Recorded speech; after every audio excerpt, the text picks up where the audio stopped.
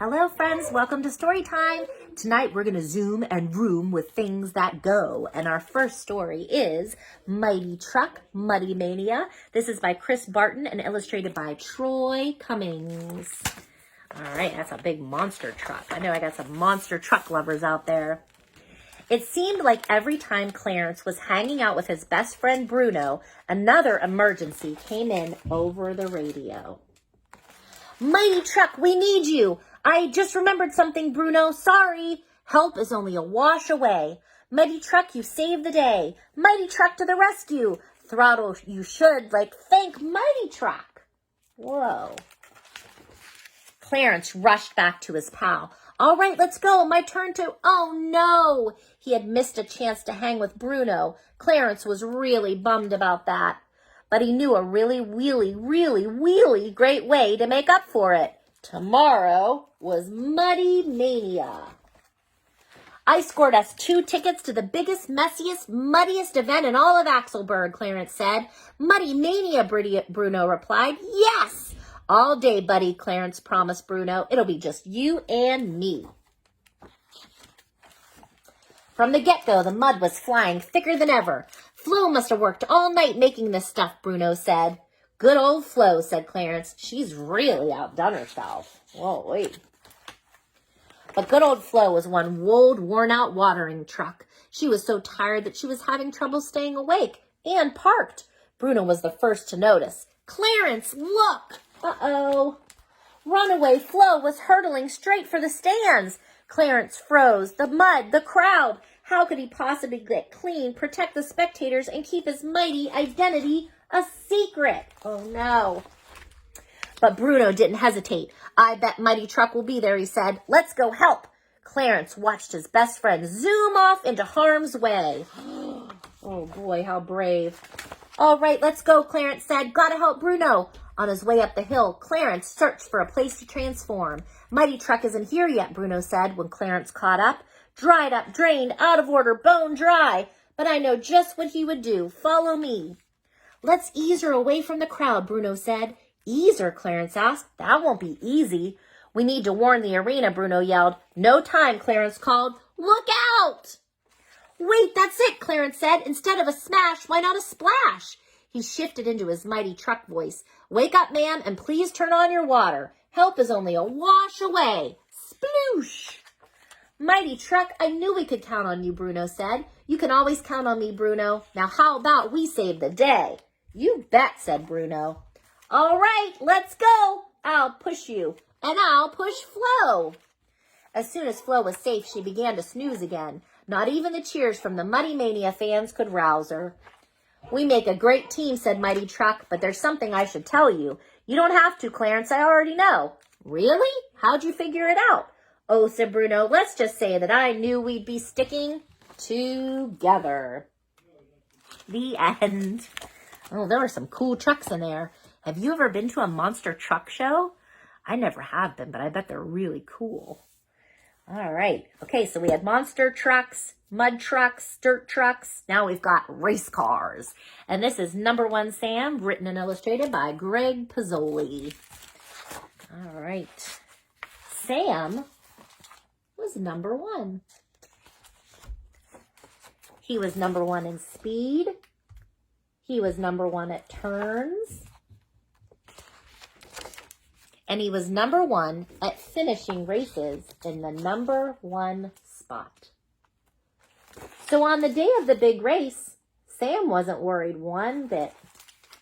He pulled up to the start, wished good luck to his best friend Maggie, revved his engine, and boom, they were off. Sam zoomed up to speed and nailed all the turns. He and Maggie were neck and neck as they headed for the finish line.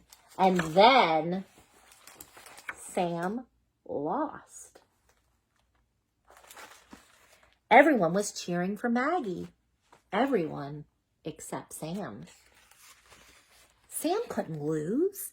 He was the best at speed. He was the best at turns. He was the best at being number 1. The night before the next race, Sam didn't sleep one wink.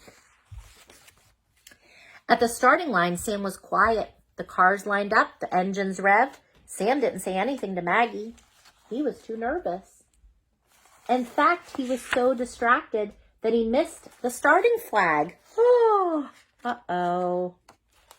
Maggie and the other racers had a huge lead, but Sam quickly gained on them. He was driving his best, and he soon passed to the front. Sam would be number 1 again. But then he saw them. Who did he see? 5 chicks were crossing the track. He was headed right for them. Sam could steer around the chicks, but would the other racers see them in time? Oh no. Screech! Sam slammed on his brakes. He scurried the chicks to safety as the other racers flew by.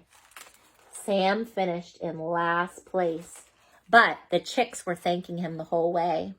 Sam was disappointed. As he approached the finish line, he heard people cheering for the other racers. But as he got closer, he realized they were cheering for him. And even though he lost another race, his friends still thought that he was number 1. The end. I love that story. Do you like that story? I like that story. Sam's a good guy. He saved all those chicks. Okay, we've seen monster trucks, race cars, and now it's time for a train story. Choo-choo! This is Stanley's Train by William B. We've got lots of Stanley books at the library.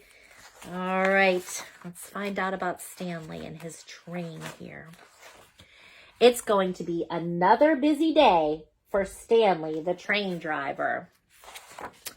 Stanley and Charlie are up bright and early, and they're getting the engine ready. Stanley oils and greases all the moving parts while Charlie shovels coal into the firebox. All aboard! Little Woo has a beach ball, Benjamin has a toy boat, and Sophie has an inner tube. Where could they all be going? Where do you think they're going? Do you think they're going to the store? Do you think they're going skiing? Where are they going? Let's see. Chuff, chuff, chuff, chuff, chuff, chuffity chuff. Off we go. Soon Stanley and Charlie have the train rushing along. Stanley blows the whistle. Peep. Stanley leaves Charlie in charge of driving. Tickets, please, Myrtle. Would anyone like to drive the train? Yes, please.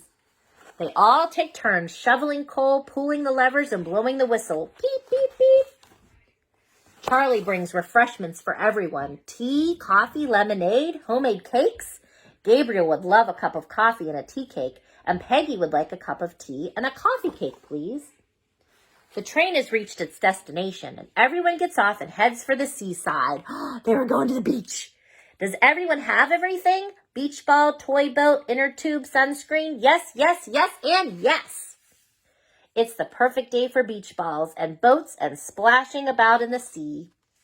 But it's over too soon, and everyone heads back to the train.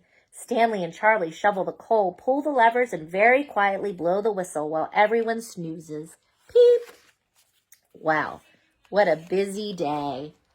It's time for supper. It's time for a bath.